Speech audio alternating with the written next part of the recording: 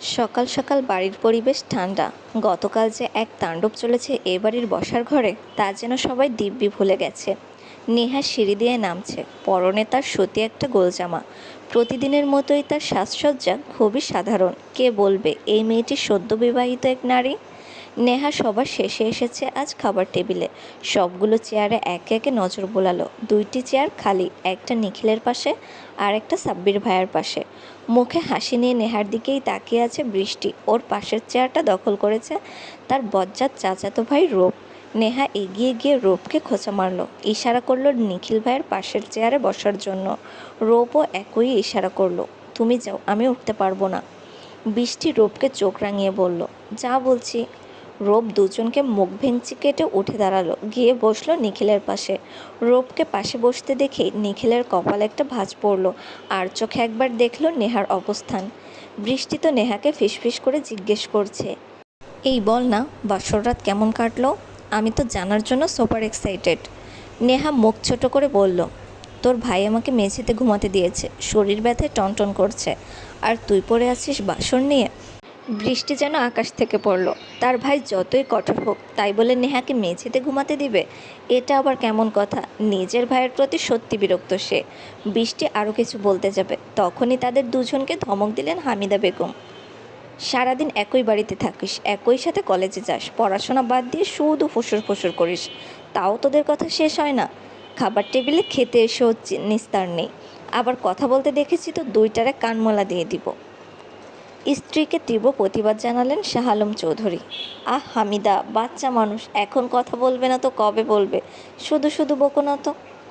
হ্যাঁ হ্যাঁ, আমি কিছু বললেই তো তোমার চোখে পড়ে। আর এদের জানি মাথার উপর পরীক্ষা, সে কথা তো বেমালুম ভুলে বসে আছে। দেখবে এইচএসসিতে বড় বড় 4টা ডিম নিয়ে আসবে দুইটো মিলে। বৃষ্টি বিরক্ত হয়ে বলল, মা তুমি সব কথার মধ্যে আমাদের পড়াশোনা টেনে নিয়ে আসো কেন বলো তো, ভাল লাগে না। সাব্বির দাঁত কেলিয়ে হেসে বলে, বড় মা তুমি বরং বৃষ্টিকেও বিয়ে দিয়ে দাও, নেহার তো হয়েই গেল, এদের দ্বারা পড়াশোনা কিছু হবে না। বৃষ্টি নাক ফুলিয়ে বলে, ছি সাব্বির ভাইয়া, তুমি তো দেখছি জেরিনাপুর সাথে মির্জাফরগিরি করছো। জেরিনা তখন চুপচাপ সব শুনছিল, নিজের নাম শুনতেই নড়ে চড়ে বসলো। এই কি বলোস বৃষ্টি? সাব্বির আবার কি করলো? তুমি বুঝো নাই এখনো আপু?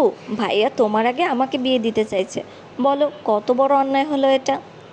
এদের তর্ক বিতর্ক যেন থামার নয়। আজ টেবিলে তাদের দাদি আর ছোট চাচু উপস্থিত না থাকায় যেন কথার ক্ষয় ফুটছে। তাহমিদা বেগম এসে বলল, তোরা যে খাবার টেবিলে চিল্লাফাল্লা করছিস, এখনই দেখলাম এদিকে একজন আসছে। সবাই একসাথে বলে উঠল, কে আসছে ছোটো মা? কে আবার? তোদের দাদি।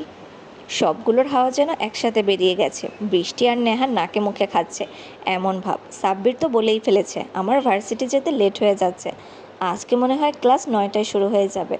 জেরিন বলে উঠল, দাঁড়া ভাই, আমাকে অন্তত সাথে নে, তোর থেকে 1 বছরের বড় বোনের জন্য একটু হইলেও দয়া কর। বাঘের মুখে ফেলে এভাবে চলে যাস না ভাই। জেরিনকে দেখেই তার দাদি আগে বলে, মায়ের বয়স বাড়তেছে, বিয়া করতে চায় না। আমার তো এই বয়সে 3 পোলা হয়েছিল। জেরিনের কানে ঝংকার ধরিয়ে ফেলেছে তার দাদি, বিয়ে কর বলে। বেচারি এখন দাদিকে দেখলেই অন্যদিকে দৌড় দেয়। রূপ হচ্ছে সবচেয়ে ছোট বাড়ির, দাদির মধ্যে সবচেয়ে শান্ত সে, তাই ওটাকে আবার এই বুড়ি কিছু বলে না। আর একটা দামড়া পোলা ওটারেও বাচ্চাদের মতো ট্রিট করে কথায় কথায়। আর নিখিল দাদু ভাই কথাটা মনে মনে ভেবেই 1000টা গালি দিয়েছে নেহা। খাবার টেবিলে বসে নেহাকে দেখেই মুখ বাঁকালেন সেতারা বেগম। নেহার মায়ের দিকে তাকিয়ে বলে, তাহমিদা, তোমার মাইয়ার না কালকে বিয়া হইল, কি পোশাক পরে বসে আছে? শাড়ি চুড়ি কেনার টাকার কি অভাব পড়ছে তোমাগো? বিবাহিত মাইয়ার হাতে চুড়ি নাই কেন? এতে আমার নাতনিটার অমঙ্গল হইব, বোঝো না তোমরা? তার গমগমে কণ্ঠটা যেন সবাইকে মনে করিয়ে দিল পূর্বের দিনের সব। তাহমিদা তাকালেন হামিদা বেগমের দিকে। দুই জায়ের মাঝে চোখে চোখে কী যেন কথা হলো। শাশুড়ির গলা শুনে রান্নাঘর থেকে ছুটে এসেছেন সাহারা বেগম। রৌফ ক্লাস 10-এ পড়লেও ছেলেটা অত শত এখনও বুঝে না, প্যাস কম মনে, বড়দের কথার মাঝে বসে থাকবে। বিষয়টা বুঝতে পেরেই সাহারা ছেলেকে ইশারা করলেন উঠে যাওয়ার জন্য। সবাই জানেন সেতারা বেগম এসব কুসংস্কার কতটা বিশ্বাস করেন। এভাবে কঠোর হলেও মনের দিক থেকে নরম তিনি। তার ওপরও নরম রূপটা সবার থেকে আড়ালেই রাখেন। মানুষটা স্বামীর মৃত্যুর পর একা হাতে এত বড় সংসার আগলে রেখেছেন। সময়ে পরিস্থিতির সাথে মিলিয়ে নিজেকে আড়াল করেছেন এক শক্ত খাঁচে। নেহার কোনো স্বভাবে সেতারা বেগমের পছন্দ না। ওইদিকে নিখিল আবার তার চোখের মণি, বিয়েটাতে তার ঘোর আপত্তি ছিল। ছোট ছেলের মেয়েকে তিনি শত্রু মনে করেন না, কিন্তু নিখিলের মতো একজন শান্ত ভদ্র ছেলের জন্য নেহার মতো অরুণচণ্ডী মেয়েকে নাতবউ হিসেবে মানতে তিনি নারাজ। তার মতে মেয়ে মানুষের এত রাগজেদ থাকতে নেই, এসব মেয়েরা সংসারী হয় না। কিন্তু নাতির কথা ফেলতে পারেনি সে। কেন যে নাতি এই ঘাড়তেরা জেদি মেয়েটাকে বিয়ে করলো কে জানে। শুধু নিখিল বলেছে পরিবারের ভালোর জন্যই এটা করতে বাধ্য হয়েছে সে। সেতারা বেগম তেতো মুখে আবার বললেন, নাকে তো ফুলও পড়িস নাই, বিবাহিত মেয়েদের পড়তে হয় এসব, আজই যাবি নাক ফোরাতে। নেহা চেঁচিয়ে বলে, না, নাকফুল পরবো না আমি, আমার মোটেও পছন্দ না এটা, তোমার নাতির ভালো মন্দ এত দেখতে পারবো না আমি। নেহার কথাটা বলার পরে খাবার টেবিলে সব কিছু কাঁপিয়ে নেহার নাম নিয়ে ধমক দিল নিখিল। নেহাও কিছুটা কেঁপে উঠেছে এতে। নেহা একদমই শান্তশিষ্ট মেয়ে না, বাড়ির সবাই জানে কতটা জেদি নেহা। রাগ উঠে গেলে নিয়ন্ত্রণ করতে পারে না কেউ নেহাকে। সবার ধারণা নেহা নিখিলকে কিছুটা ভয় পায়, তাই ওর সামনে শান্ত থাকে। সেতারা বেগমের সাথে নেহার বনে না, তবুও সে কিছু বলে না সেতারা বেগমকে। তবে আজ কিছুটা হলেও গলার স্বর উঁচু হয়েছে। হামিদা বেগম পরিস্থিতি সামলাতে বললেন, আম্মা, আপনি এসব নিয়ে কেন এত ভাবছেন? মাত্রই তো বিয়ে হলো। নেহা ছোট মানুষ, বড় হোক, যখন সংসার বুঝবে, স্বামী বুঝবে, তখন গিয়ে না হয় নাক ফুলটাও পরিয়ে দিব। হঠাৎ করে বিয়েতে কেউই তো মানসিকভাবে প্রস্তুত নয়, তাই না? আপনি তো বড়, এটুকু বুঝুন। ঠিক আছে, তবে হাতে চুড়ি পরতেই হবে, এখানে না শুনবো না আমি। নেহা খামচে ধরল জামার দুপাশ। রাগ লাগছে তার ভীষণ এখন। যে মানুষটা তাকে স্ত্রী হিসেবে মানে না, তার নামে চুরি পরে বসে থাকবে কেন? এত নাটক নেহা করতে পারবে না। নেহা চোখ বন্ধ করে দেখছে, দাঁত দিয়ে ঠোঁট চেপে ধরেছে নিজের। বেয়াদবি করতে চায় না কিছুতেই। সেতারা বেগম সাহারা বেগমকে হুকুম দিলেন, যাও আমার ঘর থেকে খাটের উপরে রাখা বক্সটা নিয়ে আসো। সাহারা যেন মুহূর্তেই উড়ে গেল সেখানে। বাড়িতে এখন নেহার বাবা আর সাব্বির রূপের বাবা নেই, তারা দুজনই ব্যবসার কাজে বেরিয়েছে ভোরে। মায়ের সাথে কোনো দিনই পেরে ওঠেন না শাহ আলম চৌধুরী, না পারেন ছেলের সাথে। তিনি নরম ধাঁচের মানুষ, বাড়ির প্রতিটি ছেলে মেয়ের সাথেই তার সম্পর্ক বন্ধুর মতো। নেহার জন্য খারাপ লাগা কাজ করছে মনের এক কোণে। মেয়েটি তার ছোট ভাইয়ের একমাত্র সন্তান। তার নিজের ছেলে যে খারাপ তেমনটা না, পাত্র হিসেবে সবাই পছন্দ করবে তাকে। আর ছোট ভাইও মেয়ে দিতে দুবার ভাবেনি, কিন্তু ছেলেটা তো তার রগচটা। এই বাচ্চা মেয়েটাকে ধমক ছাড়া তো কিছুই দেবে বলে মনে হয় না। প্রথমে তিনি ছেলের পাগলামি দেখে ভেবেছিলেন নেহাকে হয়তো সে ভালোবাসে। একবার তো বলেছিল নেহার 18 বছর হলেই নেহাকে বিয়ে দিয়ে দিবে, কিন্তু বিয়েটা যে সে নিজে করবে এমনটা একবারও বলেনি। বিয়েটাও করেছে একদম থ্রেড দিয়ে। নেহার 18 বছর হয়েছে 2 দিন হলো। বিয়ের আগের দিন সকালে হঠাৎ নিখিল এসে বলল সে নেহাকে বিয়ে করতে চায়, তাও সময় দিয়েছে মাত্র 1 দিন। এখন যাতে শাহ আলম চৌধুরী তার ভাইয়ের কাছে প্রস্তাব রাখে, না হয় অন্য উপায় জানা আছে নিখিলের। শাহ আলম সাহেব চিন্তার শেষ হয়ে যাচ্ছিলেন, যদি তার ভাই মেয়ে দিতে না করে দেয় তখন। কিন্তু না, সব কিছুই ঠিক হলো। নেহার মা তো নিখিলকে মেয়ের জামাই হিসেবে পেয়ে খুশিতে আটখানা হয়ে পড়েছিলেন। মাত্র 2 মাস পরই নেহার পরীক্ষা, এর মধ্যে এত মানসিক চাপ দেওয়াটা কি ঠিক হলো মেয়েটাকে? নিখিলকে কতটা ভয় পেলে বিয়ের আসর ছেড়ে পালাতে পারে তা তিনি বুঝেছেন, তবুও নিরুপায় ছিলেন। কাল কিছুই করতে পারেননি, না পারছেন এখন। কারো ইচ্ছের বিরুদ্ধে এত কিছু করাটাকে তার কাছে অন্যায় মনে হচ্ছে, যা করেছে তার ছেলে আর মা মিলে। সেতারা বেগম নেহার হাত টেনে ধরে 2টা স্বর্ণের চুড়ি হাতে পরিয়ে দিলেন। নেহার মুখ দেখেই বোঝা যাচ্ছে সে কিছুতেই পরবে না এটা। নিখিলের হাত মুষ্টিবদ্ধ হলো। নেহার প্রতি মনের কোণে জমে থাকা রাগটা আরও কিছুটা বাড়ল। কঠিন পুরুষালী কণ্ঠে নিখিল বলল, কলেজে যাওয়ার ইচ্ছে নেই নাকি তোদের? এখানে সংসারে বসে আছিস কেন? কলেজে আজকে তোদের ফর্ম ফিল আপের লাস্ট তারিখ, জানিস? ভুলে গেছি, গিয়েই প্রথমে এই কাজটা শেষ করবি। কথাটা বৃষ্টির দিকে তাকিয়ে বলল নিখিল, পরেই জোরে হেঁটে প্রস্থান করলো ড্রয়িং রুম থেকে। কলেজ ড্রেস পরে রেডি হয়ে নিরস মুখে বসে আছে নেহা। তাকিয়ে দেখছে হাতে পরিহিত চকচকে চুড়িগুলো। চোখ ফেটে কান্না চাইছে তার। নিখিল নামক মানুষটার নামে সব কিছু তার কাছে সবচেয়ে গুরুত্বপূর্ণ, সবচেয়ে বেশি প্রিয়। কিন্তু আজ মনে হচ্ছে সে অন্য কারো হক মেরে দিচ্ছে। নিখিল তো নিজের স্ত্রীর জায়গায় অন্য কাউকে কল্পনা করে, তাকে তো করে না। মানুষটার কি তার প্রতি একটু করুণাও হয় না? কাল রাতে কিভাবে পারলো বলতে, তুই মেঝেতে ঘুমা, তাহলে আমি খাটে ঘুমাবো? নেহা কি এতটাই খারাপ যে তাকে ভালোবাসা যায় না, আপন করে নেওয়া যায় না? নেহা চোখের কোণে আসা পানিটুকু মুছে ফেলল নীরবে। নিজের রুমে বসে অপেক্ষা করছে বৃষ্টি। কলেজ বেশি দূরে নয়, হেঁটে গেলেও সময় লাগে 8 থেকে 10 মিনিট, তাই অতটা তাড়া নেই। নেহা খেয়ালই করেনি কখন রুমে নিখিল এসেছে। নিখিল এসে দাঁড়িয়েছে নেহার ঠিক মুখোমুখি। আচমকা নিজের সামনে নিখিলকে দেখে পিছনের দিকে হেলে গেল নেহা। অবিশ্বাস্য চাহনি তার। নিখিল দূরত্ব কমিয়ে আনলো অনেকটা। নেহার হৃৎপিণ্ডে যেন হাতুড়ি পেটাচ্ছে কেউ। নিঃশ্বাস ভারী হয়ে আসছে ক্রমশ। কাপা কণ্ঠে একবার বলল, কি করছেন নিখিল ভাই? নিখিল এক পর্যায়ে নেহার হাত চেপে ধরল বিছানায়। নেহা এবার সত্যি ভয় পেয়ে গেছে। ভয়ে চোখ বন্ধ করে ফেলছে। কিছু সময়ের মধ্যেই নিজের কানের কাছে নিখিলের রাগ ঘৃণা মিশ্রিত কঠিন কণ্ঠ শোনা গেল।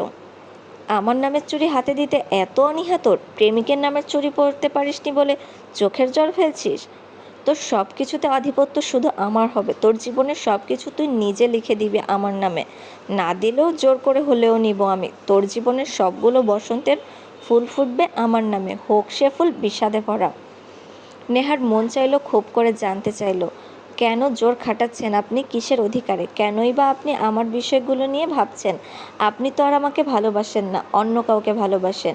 যদি আমার মনে কেউ থেকেও থাকে, তাতে আপনার এত পড়ছে কেন নিখিল ভাই? প্রশ্নগুলো করার সাহস বা সুযোগ কিছুটাই পায়নি নেহা। তার আগেই নিখিল তাকে ওভাবে রেখে বেরিয়ে গেছে রুম থেকে। ফর্সা হাত দুটিতে নিখিলের আঙুলের ছাপ বসে গেছে। ব্যথা ভুলে সেখানে হাত রাখল নেহা। মিহিসুরে বলল, ভালোবেসে না হোক, আপনি আমায় ছুঁয়ে তো দিয়েছেন নিখিল ভাই। আপনার ভালোবাসার স্পর্শ কোনোদিন পাবো কিনা জানি না, তবে আপনার ছোঁয়া পেতে আমি এরকম হাজার ব্যথা মুখ বুজে সয়ে নিতেও রাজি। আপনি জানুন বা না জানুন, আমি জানি আমি আপনাকে কতটা ভালোবাসি। আমার চাইতে বেশি ভালো কেউ বাসতে পারবে না আপনাকে, কখনো পারবে না। ফুপিয়ে কেঁদে দিল নেহা। কেন সহ্য করতে পারছে না সে নিখিলের এত উপেক্ষা? ভালোবাসার মানুষের উপেক্ষা কি কি দেয় মরণ যন্ত্রণা? বৃষ্টি রুমে ঢুকে প্রথমেই শক্ত করে জড়িয়ে ধরে নেহাকে। নেহার শুরু থেকে শেষ সব কিছু জানে বৃষ্টি। দুজনের বয়সের পার্থক্য শুধু 1 মাসের। বৃষ্টির 1 মাসের ছোট নেহা। একই ক্লাসে পড়ে দুজন। ছোট থেকেই একে অপরের সবচেয়ে ভালো বন্ধু। প্রিয় বান্ধবীর কষ্টগুলো যেন ভিতরে ভিতরে গ্রাস করছে তাকেও। জমছে মনের ভিতর নিজের ভাইয়ের প্রতি একরাশ অভিমান। কলেজে প্রবেশ করতেই নেহার মন ফুরফুরে হয়ে গেল। মেয়েটা সহজেই সব কিছু ভুলে যায়। এই হাসি তো এই কান্না। কলেজের গেট পেরিয়ে শহীদ মিনার, তার উপরেই বড় একটা কৃষ্ণচূড়া গাছ। কৃষ্ণচূড়া ফুলগুলো ছড়িয়ে আছে চারপাশে। নেহা এক দৌড় লাগিয়েছে সেদিকে। এখন তেমন ক্লাস হয় না। টেস্ট পরীক্ষা দিয়েছে কিছুদিন আগে।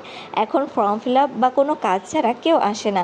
বৃষ্টি অফিস কক্ষের দিকে ছুটল। সে টাকা জমা দিয়ে এসেও পড়েছে দ্রুত। সকালে একটু ভিড় কম থাকে, না হয়তো পা ফেলার জায়গাই পাওয়া যায় না। নেহা কৃষ্ণচূড়া ফুলগুলো বেনিতে লাগিয়ে ফোনের দিকে তাকিয়ে আছে। কি যেন দেখছে আর মুখভঙ্গিমা পরিবর্তন করছে।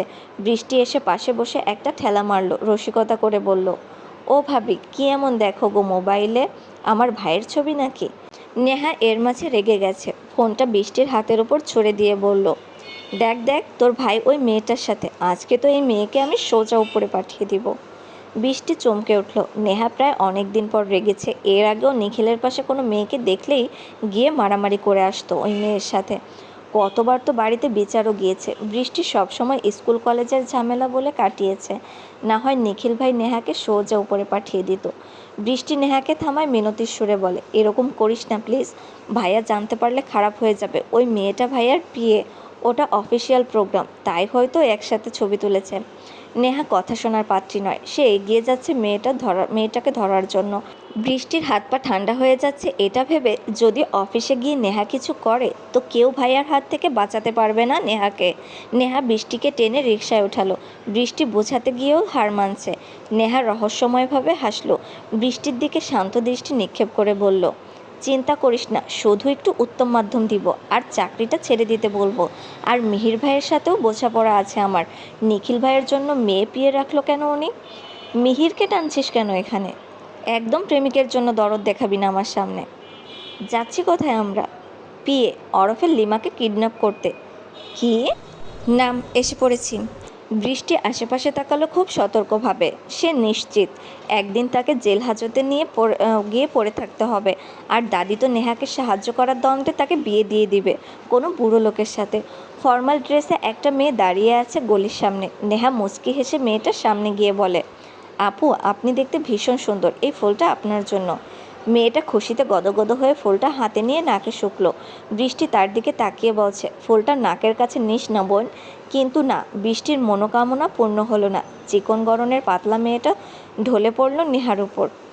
দুপুর গড়াতেই নাতিকে কল করলেন সেতারা। এটা তার রোজকার নিয়ম। নিখিল দুপুরে অফিসে খেয়েছে কিনা তার জানতে একদিনও ভুল হয় না তার। নিখিলের সাথে কথা বলার মাঝেই তিনি ড্রয়িং রুমে চেঁচামেচির শব্দ শুনলেন। তাহমিদা নেহার ওপর খুব চটেছেন। সেতারা কানে মোবাইল নিয়ে এগিয়ে গেলেন ঘটনা দেখতে। নিশ্চিত মেয়েটা কোনো আকাজ করে এসেছে আবার।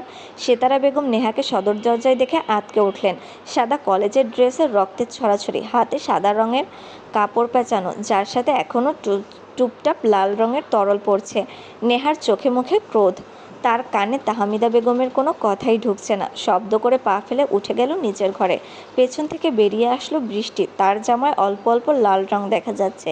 সেতারা বেগম কাহিনী না বুঝিয়ে নিখিলকে বলল, আর বলিস না তো নিখিল, নেহাটা তো দিন দিন মারামারির উস্তাদ হয়ে যাচ্ছে। আজকে তো মনে হয় খুন খারাপি করে এসেছে। রক্ত দিয়ে গোসল সেরে বাড়ি ফিরেছে, হাত থেকে এখনও রক্ত পড়ছে। সেতারা বেগমের কথা সম্পূর্ণ করার পূর্বেই কল কেটে গেল। নিখিলের হাত থেকে মোবাইলটা পড়ে সহসা বন্ধ হয়ে গেল। মাথা চেপে ধরে বসে পড়ল চেহারে।